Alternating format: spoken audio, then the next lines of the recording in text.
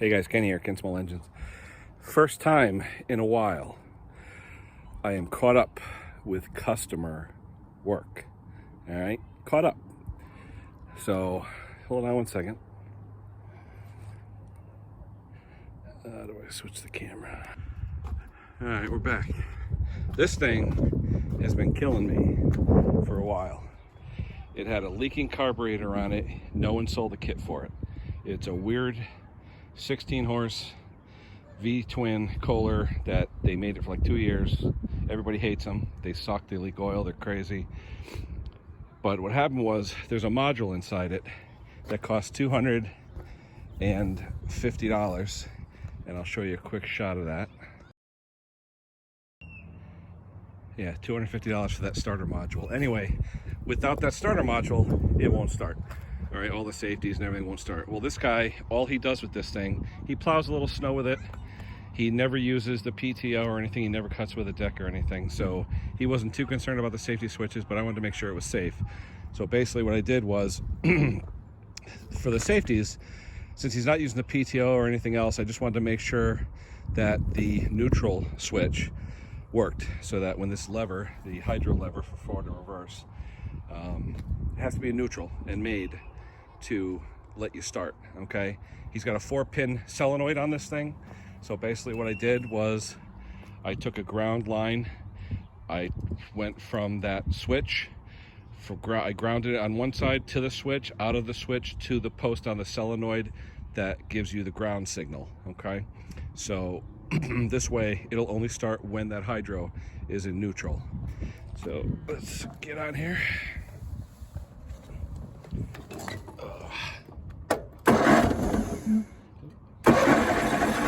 Gotta choke it. These things like choke. Hold on. Alright, so charging good.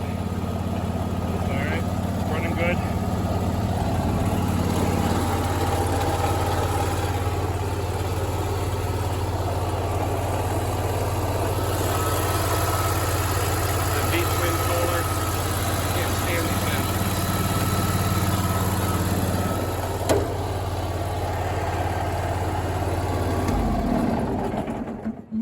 Starts with the key, which is what he wanted.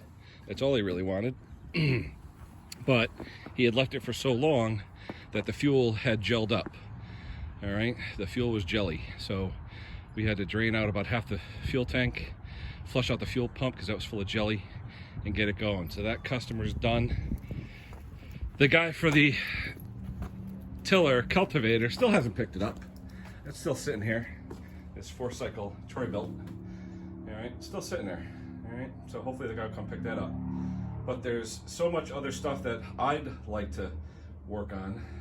Still haven't even drained the gas out of this thing. All right, I've got a 2-stroke hedge trimmer someone gave me if I want to get that going. I've got a bunch of old chainsaws up there, some McCullochs and some Sears pull-ons. I got 2 Husqvarnas that need rebuild. Now this is all my stuff, okay? The engine in that 123 runs good. It's just I haven't run in probably 10, 12 years. Got to get my bike going. The shop is a friggin' mess. Oh my God, what a mess. Klaus, this week with no customer work, I'm gonna clean up the shop. I'm gonna get it so I can walk in here, okay? There's just too much stuff, too much stuff. I've got a couple of backpacks down the other end here that I can work on. Let's see if I can get a light on for you. Yeah, our basement. My wife is a little bit of a pack rat when it comes to decorations. So I've got an Echo PV580T, won't run. I bought that for about 75 bucks.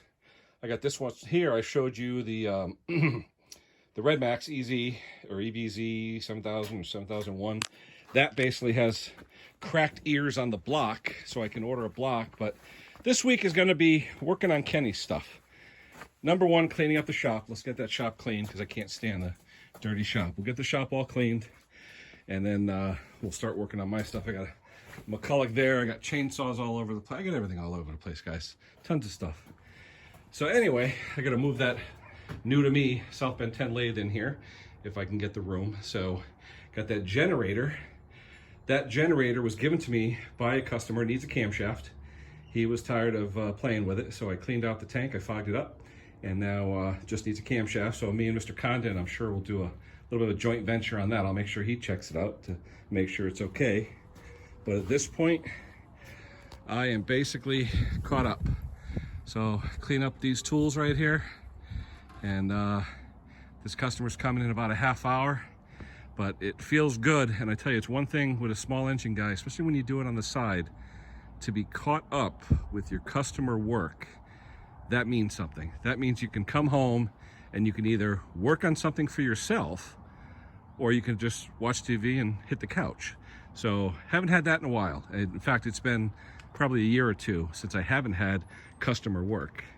This one is a donor from Henry that the rear end has to come out to go into mine, but the paint and everything is so good on it, I might just clean it up and throw all the stuff from my STX on this one.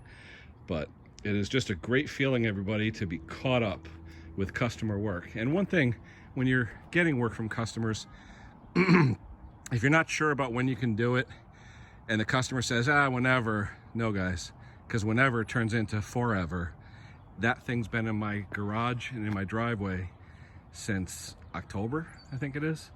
And I just hadn't had time. Then when the snow was coming, I didn't want my driveway all messed up with this thing sitting in it, so I threw it in my garage. Well, that was fun because I didn't have room in the garage. So anyway, customers ask you to do stuff. Make sure you do have the time, make sure you can do the work, but get it done so you have time for yourself. Because the most important thing, it's beautiful out, the weather's nice, everything's good out here.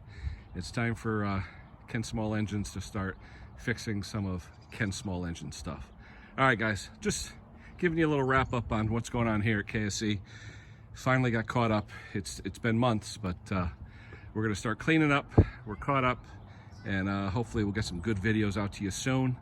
All right, that's it, guys. We will talk to you later. Take care, everybody.